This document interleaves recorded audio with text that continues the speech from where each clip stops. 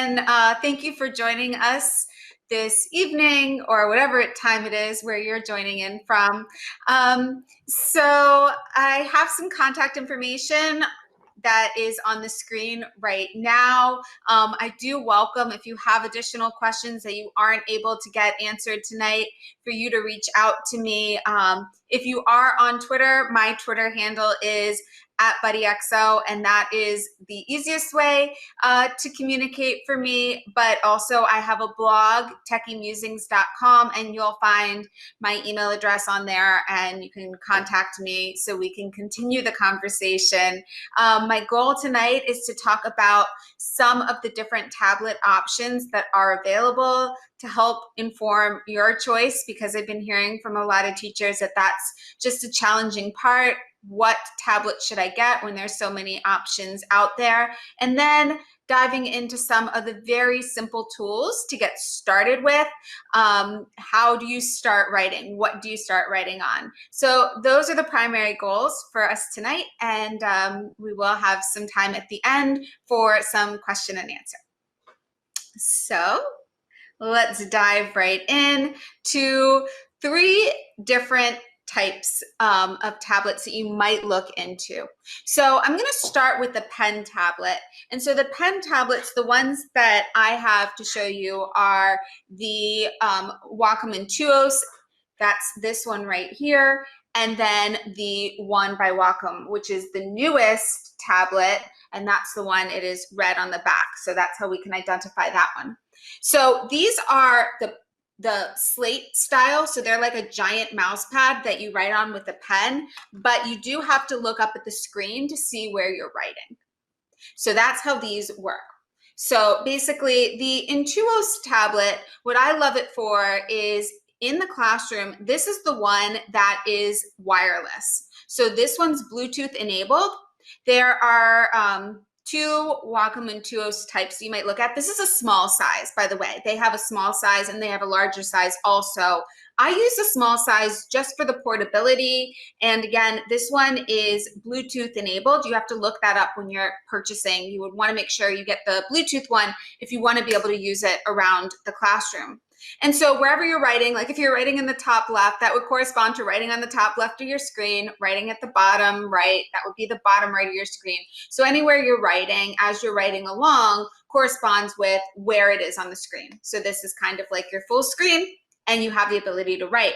And again, this one is Bluetooth enabled.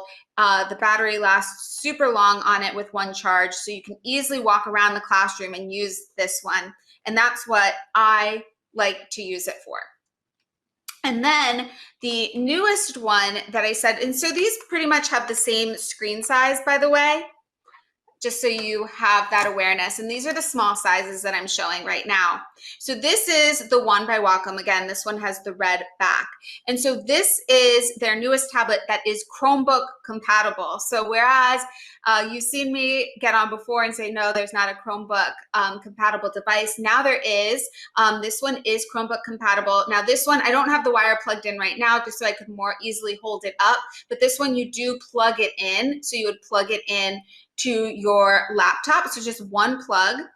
And it works the same as the Intuos one in that, you know, you're writing on this blank slate. But this one is not Bluetooth enabled. This is a great option if you're getting a class set of tablets. So I have a class set of tablets. I'm very lucky to have that. And if I was making the purchasing decision for a class set, I would purchase this one. It is the lowest price point available, and also it's compatible with PC, Mac, and Chromebook. So that's why I would suggest this one as the easiest. And again, it comes with a pen also. Nice little pen in the holder right here. So those are those 2 options. Now, one more thing that I'll say is that with the one by Wacom, this one doesn't have any buttons. If you've used a Wacom device before, you can program the buttons, and I'm going to talk about that in just a minute. The one by Wacom does not have any buttons here, but it does have 2 buttons that you can program on the pen itself. I love programming the buttons on the pen itself. Again, I'll talk about that in just a moment. I just want to bring up that difference between that and the Intuos one, because the Intuos has the buttons here. So it has 4 programmable buttons on top of it, as well as it has the pen that has 2 more programmable buttons. So if you're looking for programmable buttons, the Intuos does have more options available. So those are the 2 pen tablet options that I'm going to talk about. And then the last one that I'm going to talk about is the pen display, and that is the Wacom one. So as you can tell, this one is another display. So I can actually see, I have it mirrored here. And this is a really nice option. This is what I use for making my flipped classroom videos. So you do need to have it plugged in. As you can see, I have it plugged in right now. There's actually 3 wires. So this one, or 1 wire coming out of this, but it goes in, 1 into the wall as a plug, because again, I need to power this thing on. And then I have an HDMI and a USB port going into my computer. So that's one thing, is like, this one's not as portable. If you want to walk around the classroom, I can't walk around the classroom with this. However, this is absolutely, the Wacom one is absolutely what I use for making all of my flipped classroom videos. It's what I use for grading student work. When I'm sitting at my desk, I have it plugged in. It's so nice to have. I love writing on this thing. It is a nice big size. As you can tell, it's much larger than the small ones that I had shown you. Let me just hold them all up for comparison here. So it's much larger here. It's a 13-inch screen, and it's just a dream to write on. So again, the 2 that I kind of really love are the Intuos, if you want a wireless option to be able to walk around the classroom, if that's your priority. And the Wacom one, again, if you're making flipped classroom videos, this to me is the one to get. You invest in this technology and they last for so long, from my experience. The Wacom Intuos tablets, honestly, I got a class set in 2013, and I'm still using that same class set. Those are the class set that I share with my students. They pass them around the room, they pass them back, and they're still going strong. And you know, the Wacom one is a newer tablet that I have, but I see it lasting a really long time because, again, it is just, you know, a second display. So I see myself using that for a really long time. The reason I love using it for my flipped classroom videos is I can use all the same programs that I'm using on my desktop all the time, on my laptop, and all I'm doing is plugging in, getting another display. It's almost like getting another monitor, and I can be writing on my screen. So that's what I like. By the way, these pens that come with all of these Wacom devices, they are battery free, so you don't need to charge the pen ever.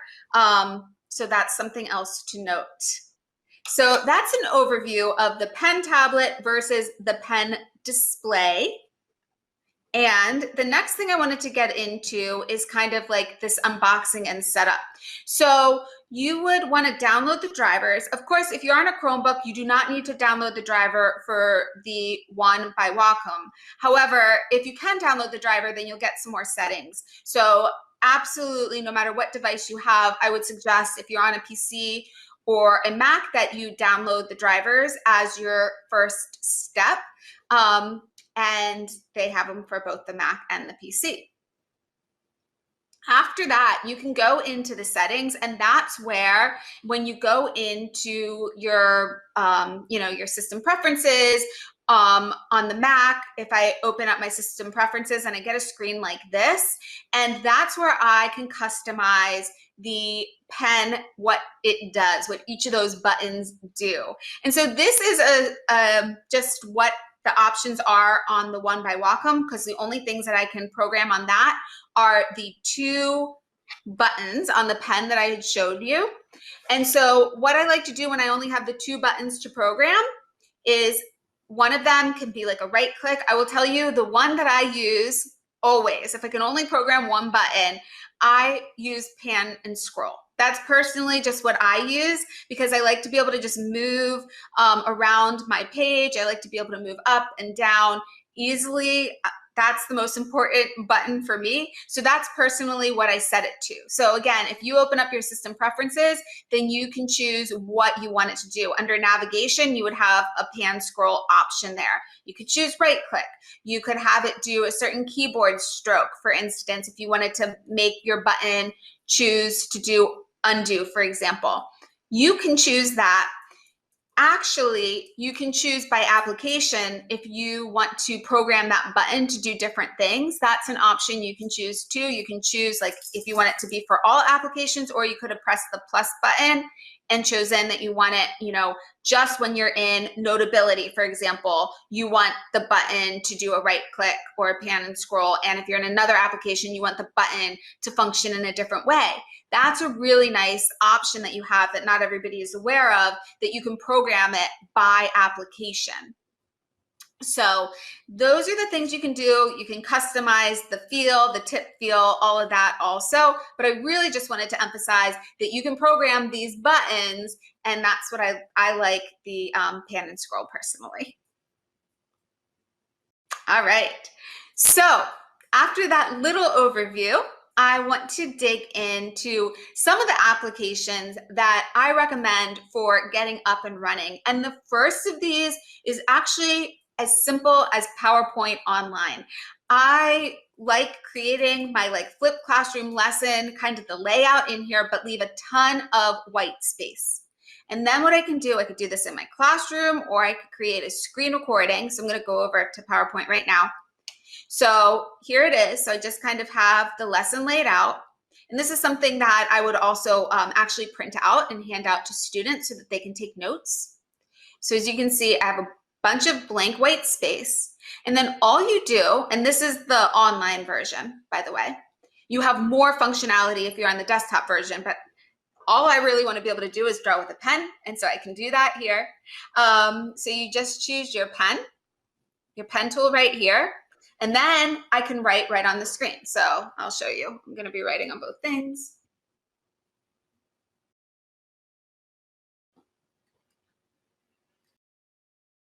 So you can see that as soon as I'm writing, you can see it come up on the screen because I'm mirroring my screen here. So you could be giving a lesson in class, you could be creating a screencast, and it's so simple because again, I get that double screen here. So I can be looking at that. I really love this as an option. And it saves all my digital inking right in the PowerPoint. So that's a really great option too. If you want to make a video, all you have to do is use a screencasting tool. So maybe Screencastify or Loom or whatever you may be using. In this particular webinar, we're not going to get too much into the screencasting tools. I just wanted to show how simple an option PowerPoint is. You can have some of the different pens. You can program different colors that you want here. Have a couple different colors. You can also change the pen thickness, so you can make it a little bit thicker. Just like that. You can make it a little bit thinner. You can also use a highlighter if you want to highlight as you're talking. And that's basically it. That's how I would use it. And then when I want to erase, honestly, I just usually choose the eraser tool and I erase that way. So again, if you wanted to program your button to do some of the eraser things, you could. I find it doesn't work with all the applications, so I've abandoned using the eraser as one of my click buttons, and I've preferred the pan and scroll and undo as my two favorite button options. So that's how it works in PowerPoint. Again, it saves all this digital inking, so that's really nice too, because I can print out the original. What I normally do is I'll take the original, then I'll make another copy. So I'll save 7.4, save this, and then I'll do a save as to make another copy, and I'll call it 7.4 inked. And then I have the original that I can print out for students to take notes. And then I have the 7.4 inked version where I would have all of my handwritten notes completed, and then I could print out a copy of the notes, for instance, if somebody missed class and I wanted to hand that out. All right, let's move into the next application, which is Jamboard. I know a lot of people, if you're a Google school, you may be using Jamboard a lot right now. And this is super simple, a super simple whiteboarding app. But you can pull in, I'm gonna bring you over to the Jamboard that I set up for this, you can pull in some images. So like I found these little flashcards and I just pulled these in as an image. So that was it. I took an image, took a screenshot, pulled them in, and then you can use the pen tools here to obviously to write on the screen. You can draw it out so you can help your learners, you know, kind of talk it out. And then you can change colors here and you can easily write. So this is one of the easiest applications that I really enjoy using. Not many options here. It is collaborative, so your students could get on here also. That's what I like about Jamboard, is that I can share it and I can give multiple people permission, so it's not just me.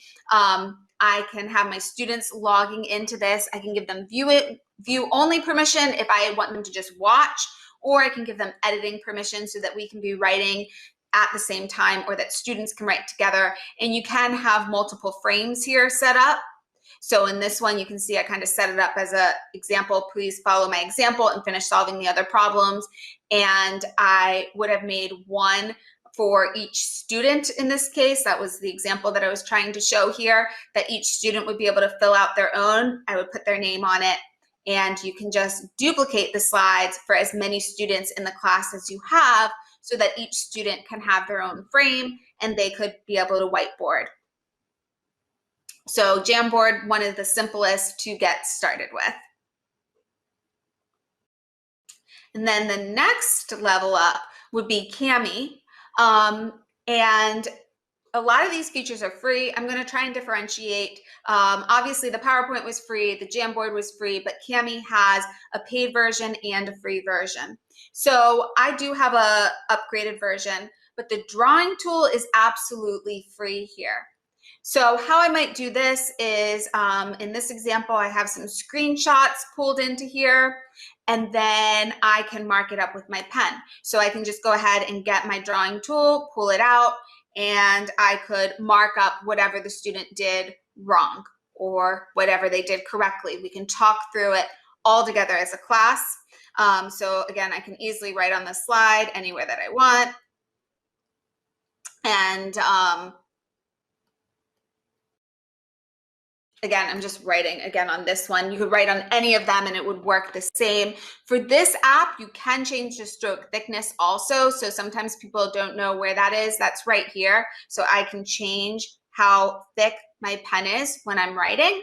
And for this, I can have like 3. That's what I normally do. I'll like set up my colors that I want ahead of time, so it's easy and I don't have to pick from them as class goes. And I can just kind of toggle through, but there's a lot more colors on this one that you can choose from. So that is something to know too. In Cami, there's a lot of color options.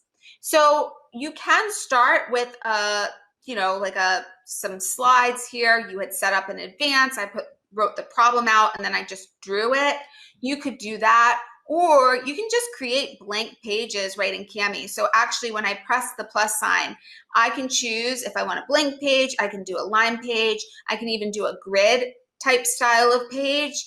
And this could just be my whiteboarding application of choice. If you're using Cami already in your classroom, this is a great whiteboarding application of choice for you to use. So here now I have the grid page that I have here. If the orientation, if you want it to be, more like a whiteboard style, you can change the orientation by clicking on the menu over here, and then you can rotate your page before you get going, and you could start writing in this.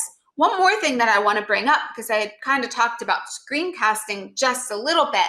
Something else that you can do is you can create a simple little video right within Cami if you have the paid version. So with the paid version, I have these commenting tools. So I have text comment, but I also can do voice comment with the paid version, and I can do a video comment. But what I want to show you right now is the screen capture option. So if I choose that one and I click anywhere on the page, and then I choose what I want to do a screencast of. So let me just do my entire screen for this one. Now let me pull up my drawing tool.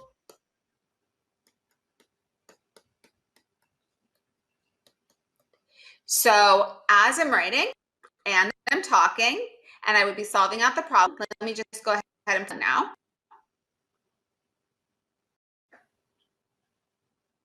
And that video, oops, I don't know, my handwriting got messed up. Now let me pull up my drawing tool. You can make it full screen. So as I'm writing and I'm talking, so what I love this for is if you were, let me fix this because now this is bothering me. So what I like this for is, say that you have like a problem set and you're creating an answer key, you could make a little screencast for each of the problems individually. Instead of making one big screencast, you could just say like, you know, this is the answer to this problem. And what this activity would allow you to do is create a really rich asynchronous learning activity for your students in class, so that they could kind of self-help, or they could work in teams, and they could still get your help from the little video that you made, but it would be just whichever problem they got stuck on. So they wouldn't have to watch the whole video, just one video through and find wherever the problem was that they got stuck on. But you can make little mini videos for each problem. So you could have like video 1 right here. You could ask another question right here. And then you could make another screencast, just hit the button, you would comment and make another video at this point. So Cami is a tool that kind of has a lot of things all in one. If you're already using Cami, it is great to use with any of these devices. And again, if you have the paid version, you have that screen capture ability. And then the final thing I did just want to touch on is Zoom, because Zoom has annotation already in it. And so I'm just going to play this video as I'm talking, and I'll talk you through it, because there is a whiteboarding tool right in Zoom. So you can choose that you just want the whiteboard. You have the text option, you can type. You also have the drawing option, and that's where you can change the thickness of the pen, as you can see I was doing, and the color. And then you can write there. So I was changing the opacity. This is going to be just a pen. And you can write you can use the arrows. Again, I'm changing the color here.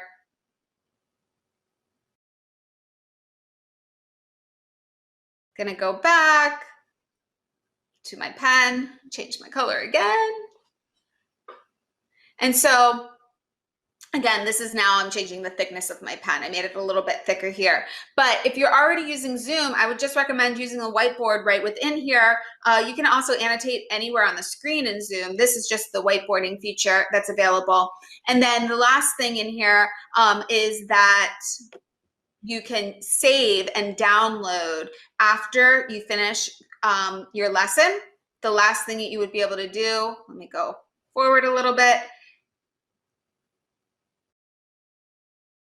So in this example, I'm just showing that you can also annotate anywhere on the screen. So the annotation tool is available anywhere on your screen in Zoom. So you can mark up any web page, for example.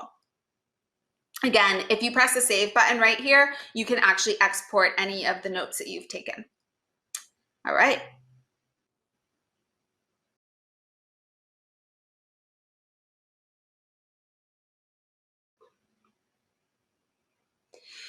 So now that I dug into the tools a little bit, I just want to close and wrap up by really talking a little bit about like the flipped classroom and what it's meant to me.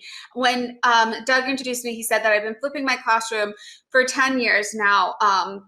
And it's been a really powerful way for me to shift the role over to the student and allow them to take ownership over some of this. So for example, even when I showed the Cami example, you know, here, what creating an answer key like this would allow me to do is it would allow me to create a resource so that students can try and tackle the question on their own before they ask me a question. And when I open up space in my classroom by flipping my classroom and asking students to watch a video ahead of class so that in class they can really work on problems. Then I really allow time for collaboration in my classroom so that students can work with one another. I put that ownership back on the student because they have all these resources available. They can answer their own question. It's less about them needing to ask me a ton of questions and more about them being able to use these resources to figure it out on their own. And I really have found that their learning is taken to the next level. In addition, I'm able to really sit more one-on-one with students. And this is probably my favorite part, is that it's deepened the relationships that I'm able to build because the students who do need me to sit with them, or they need me to hear when they're talking about something incorrectly in class and they need that on-the-spot fix, I'm able to do that now because I'm there for them at the most important part when they're working through the problems together. And, I open up the space for them to be able to work in the classroom. If I provide resources like that Cami, where students can get some of their questions answered, it just frees me up even more to sit one-on-one with the students who need me, who maybe would not be as good with the video, because, we have all different learners in our classrooms. Some of them are going to thrive with the videos. Some of them need us to be sitting there with them. I'm able to provide all these different platforms. I'm able to provide all these different opportunities for my students to interact with material in the best way for them, and for me to be there for them. So this is how I've created my flipped classroom videos. Again, this is me using the Wacom One. Personally, I'm on a Mac. As you can see here, I'm using Notability, but you can also just use PowerPoint. PowerPoint works just as well. Notability has kind of been my binder, and that's where I've kept everything. I will tell you, I use this for everything, not just for teaching my AP Calculus class. I also use it for my note-taking. Everything is digital. The reason that I like using Notability, I'm just going to touch on it quickly here in case you're already using it. The reason is because everything's stored in here. So all my notes are in here, all my PowerPoints are in here, and I can search my notes. So I can say, like, I want to find anything that says the word logarithm, and Notability will find anywhere that I've handwritten logarithm because it has OCR recognition built in, and anywhere that I've typed logarithm. And so it is just it's like having this one huge notebook that's searchable. So I love that. And I also use it for all my meeting notes. I use it for my lesson planning. I just keep everything all in the one space, and I keep different sections in Notability to organize. So I have AP Calculus, I have my lesson planning notes, and I have just like meeting notes and so forth also. So that's how I do things. You can mirror, as you can see, I can have the mirrored screen. I could also use my Wacom One as a second display. That's something that can be very helpful in our remote learning setting. If you are remote, it serves as a second monitor pretty much. So that would be a display setting on your computer, whether you want it to mirror, so it's the same, or if you want to have it as an extended display so that you have different views on each of the screens. So when I say that, it would be like you could have your Google Meet here or your Zoom here and see all your students, and then on your other screen, you could have your notes up so that you're able to write and do a screen share of just this screen. So that's how, I would recommend that being used. Okay, Stacy, great. Yeah. Thanks. We have some questions if you want to answer some. Definitely. Let's go into some questions. Okay, we promised we'd answer questions at the end, so that's where we are. So let's see. So somebody asked if you can write on Google Slides. I know you're a Google school, so what about that? Yeah, that's such a great question. And to write on my Google Slides, what I actually do is I use Pear Deck to do that. And we're going to have an upcoming webinar that's focused just on using Pear Deck. That's how I write on my Google Slides personally. So if you're using Pear Deck, maybe you know how to use that already, or maybe you could come back to that webinar that's specific on that. If you're not using Pear Deck, Then another thing that you can do is you can use some Chrome extensions, like Web Paint is one such Chrome extension that you can get. And then that Web Paint allows you to annotate on anywhere on your screen. So there's a couple of different ones. Web Paint is a Chrome extension that I've used before. So you might take a look at the Chrome store. That would be my recommendation. Okay, here's another cool question. Do you use the Intuos Pen on the Zoom whiteboard, and how do you navigate successfully between two monitors? Okay, so yes, you can. So you can definitely use. So when you think of this, okay, so this is back to the Intuos. When we think of the Intuos, this is just, there's no display on this one. And just think about this as like how you would use your mouse pad at the current moment. So you all have probably tried using your mouse pad with the whiteboard in Zoom before. And however that works is very similar to how this works. So I just use the pen. And now when I'm using this pen, all it does is, like, when I'm writing maybe in the center of the screen, that's going to be writing in the center of my whiteboard on the Zoom screen. So wherever I'm writing on here corresponds, it maps directly to your monitor. So I know some people have said to me that they like a little bit of a bigger, you know, like they don't like the small one as much because they like this to represent a little bit more realistically the space on their actual laptop, you know, because this is much smaller. So, you know, I would have a smaller space to get from here to here than you might be seeing on your laptop screen. But honestly, I like using the small one. I'm also kind of small. And so moving this around has been very easy for me. And I get used to it. Like, you get used to, like, when you're in the top left corner, you're writing on the top left of the Zoom screen. I hope that makes sense. It really works like a giant mouse pad, and wherever you're writing is where it comes up on that screen. Now, when I'm using the display style one, then it's more intuitive. I see exactly where I'm writing.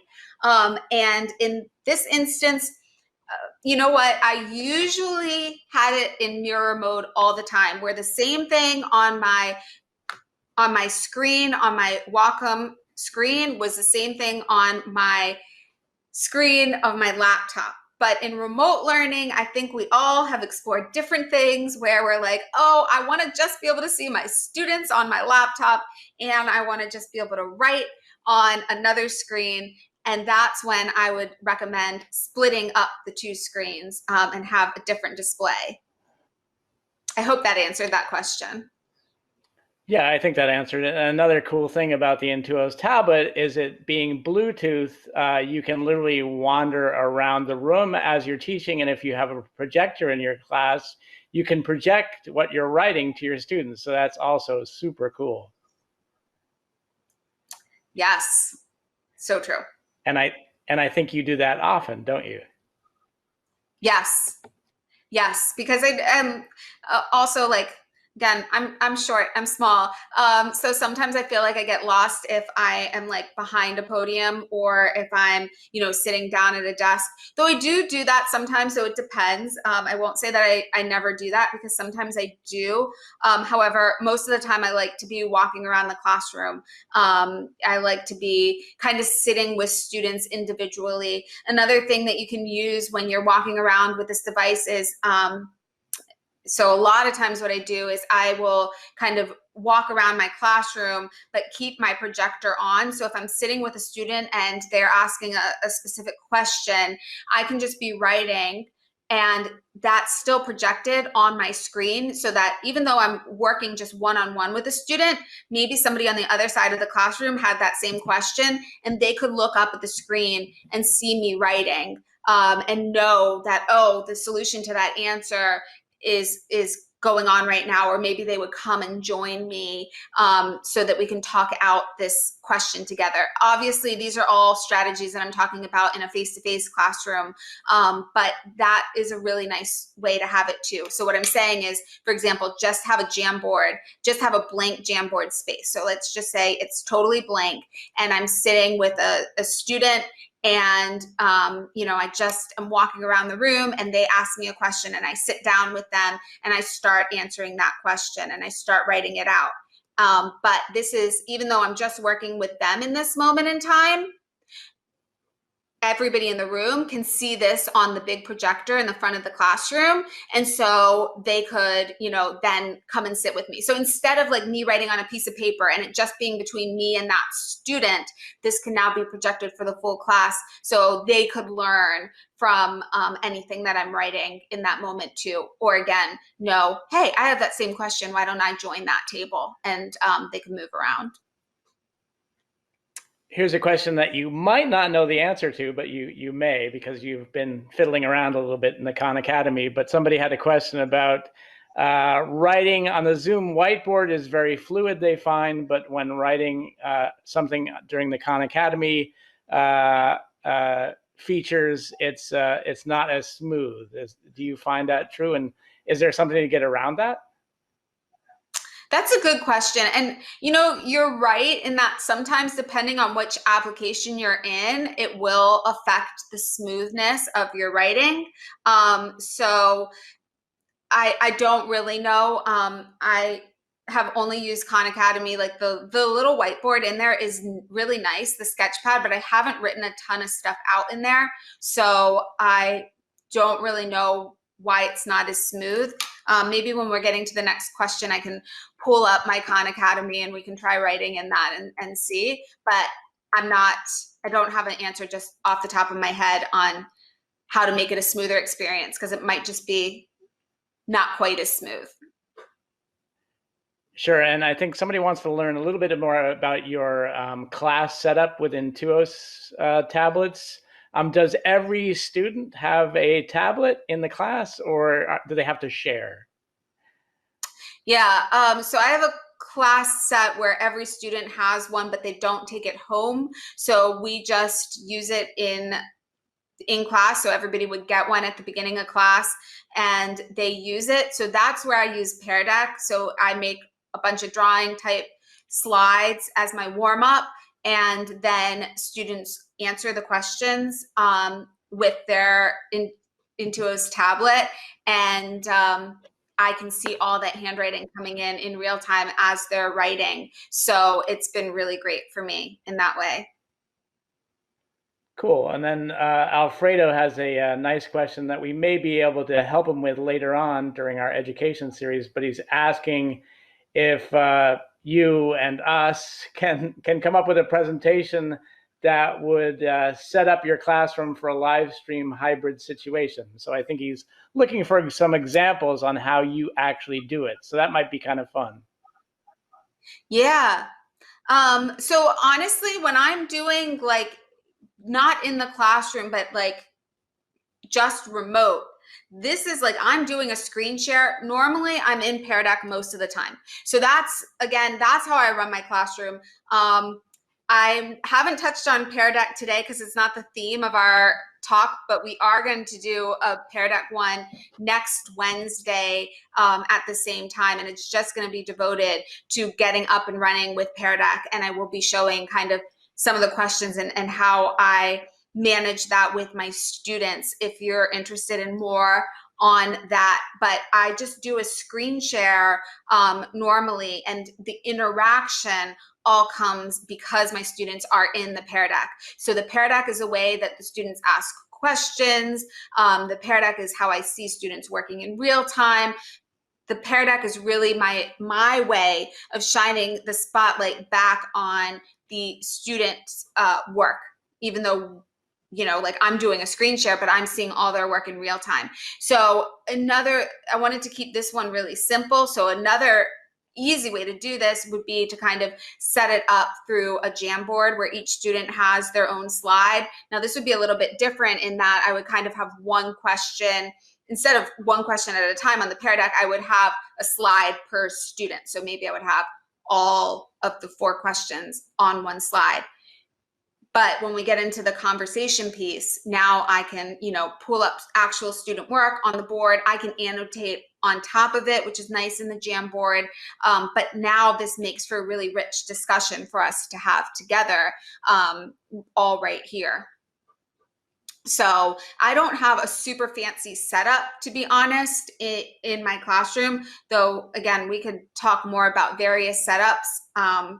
Usually I just do a screen share. And in my classroom, how I do it is I just have, you know, instead of a screen share, which I'm doing in Zoom or Google Meet right now, I'm just casting to my projector. At my school, we have a wireless projector. So all I do is I press a button and whatever is on my screen is on my projector in my classroom. And that's all I do. I think that answers it pretty well. Thanks.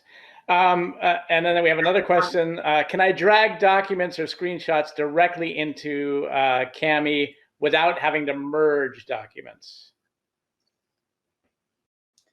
Okay, I just went back to the, sorry, I went off of that question because I went back on this Khan Academy and I don't know, I'm drawing on this and I'm having a smooth experience, but.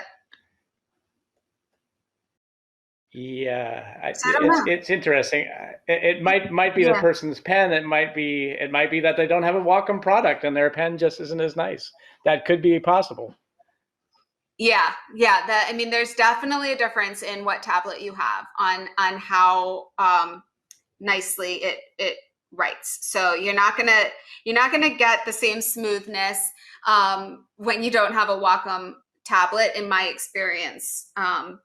So it's super smooth, and this looks pretty good to me right now. Like some, like I always like doing a 0 because sometimes it is jaggedy, but this is working pretty nicely for me. And I'm using right now I'm doing it with the Wacom1, just so you know. That's what I'm using right now. So that's the one I have plugged in. I didn't want all 3 of them plugged in. Okay, let's get back. What was the question that you had asked me when I ignored you? I'm sorry. Oh, we were asking, somebody asked if they can drag documents or screenshots directly into a document using Cami. Oh, okay. That's a good question. So, okay, so you can import different files. Let me just go backwards a step. One of the easiest things to do, honestly, is take a screenshot. So if you have a bunch of different things and you just like you have this slide, for example, and I just want to pull this in, the quickest and easiest way is I would take a screenshot of this right now. And then when I go back into Cami, I would just go into my add media, and then I would pull in that screenshot. And then you can position that on your page. Probably should have started a new blank page, but and then right on top of it. The only thing with this is this can still move around. I wish you could lock this into place. You can't, but you can totally then mark up on top of it. No problem. Okay, so that's quick and easy. But you can also, when I sign in, I think you might have said that this person was referencing pulling in multiple documents already, but you can open from Google Drive or you can open it from your computer. So if I had this and say I downloaded this to my desktop, let's go ahead and download it. So let's just download it as a PDF. Then I can open this.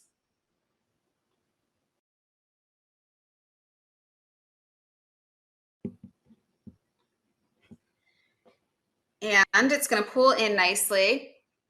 And then say that so now I can ink this up just like that. And if I wanted to merge this, or if I had pages that I didn't want it with, you can go over here and you can use split and merge document. And so now if I had too many pages, for example, I could delete certain things. I can also add in other files. So I could merge 2 different documents together. If I had another PDF, for example, I could pull it in. So yeah, that's how I recommend doing this. So you can see here when I go to split and merge, if I wanted, I could have pulled in the other page, but if I want to get rid of like the last 2 pages, for example, I can easily do that. Just delete those slides and then you can export them all. Perfect. I hope that answers that question. Yeah, I think that answered the question pretty well. What about teachers that are trying to bring technology into the classroom? How do you think they should go about talking with administrators, other teachers? What are some of the secrets you've learned over the years? All right, so I'm gonna just, that's gonna take me to this ending here. So like, first of all, really understanding what the flipped classroom is to you. So to me, these are like some of my primary goals. When I say like I flip my class, it doesn't mean you're gonna flip your class in the same way, right? So like, what are your primary goals, and making sure that you're expressing that to your admin, to your students, and to parents. So I actually have a video, a welcome to my flipped classroom.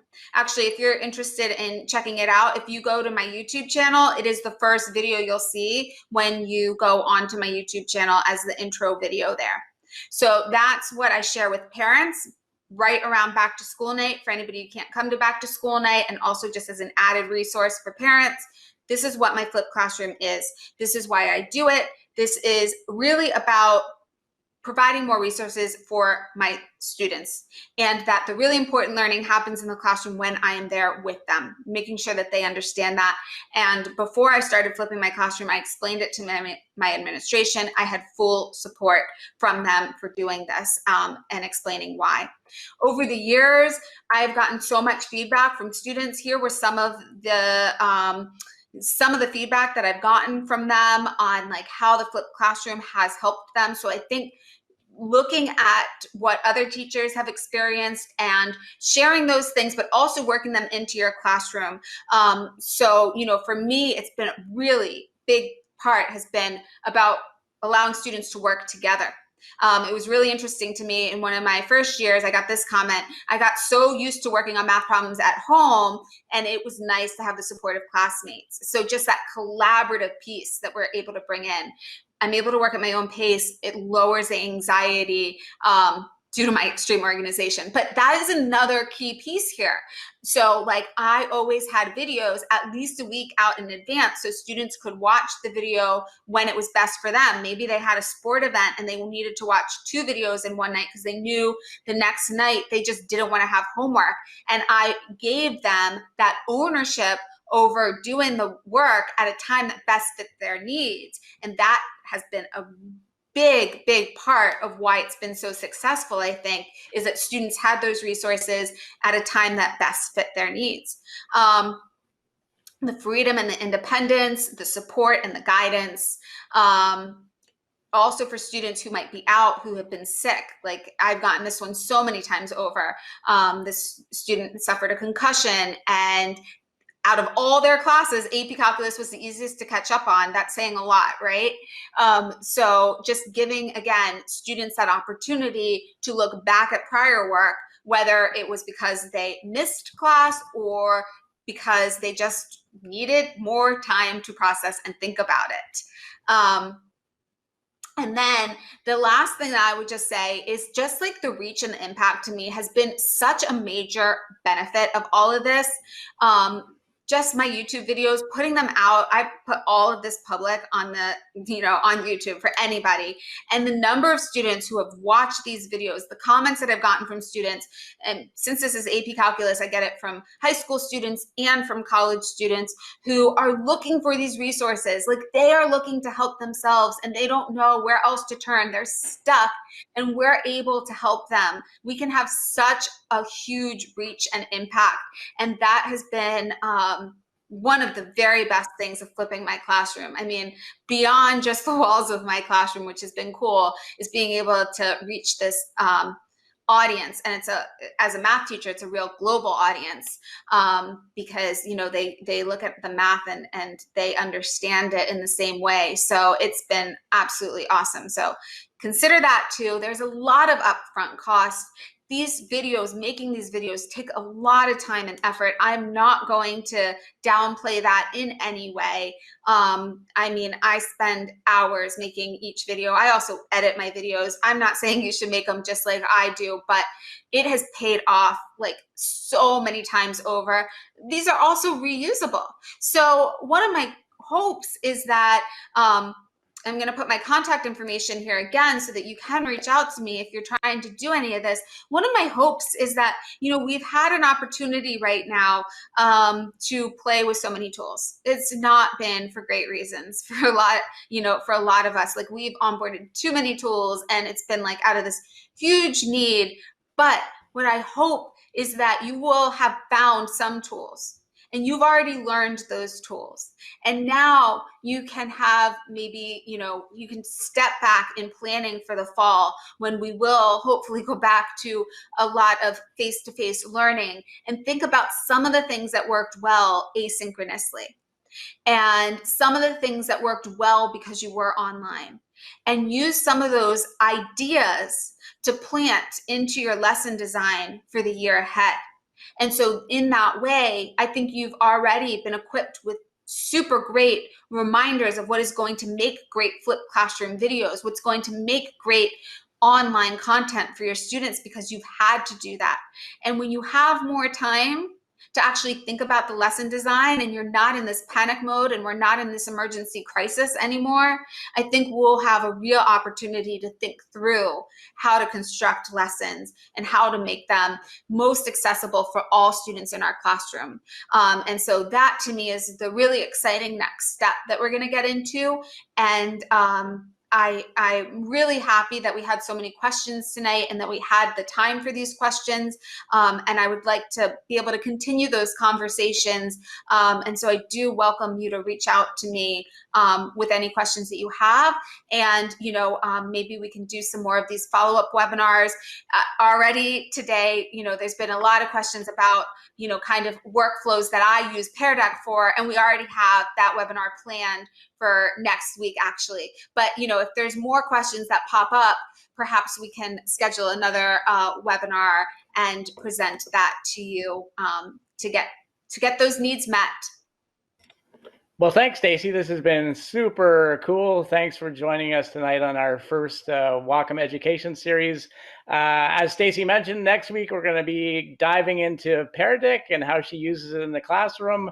So that's going to be a blast. Same time as tonight, so 4 p.m. West Coast time, 7 p.m. East Coast time. Thanks, Stacey, for doing this. And if you want some webinar ideas, feel free to email me at douglas.little@wacom.com, and we'll throw some ideas at Stacey to see if she thinks they're a good idea, and we'll get them up online. So thanks a lot, everybody. Thanks again, Stacey, and we'll see you soon. Thank you.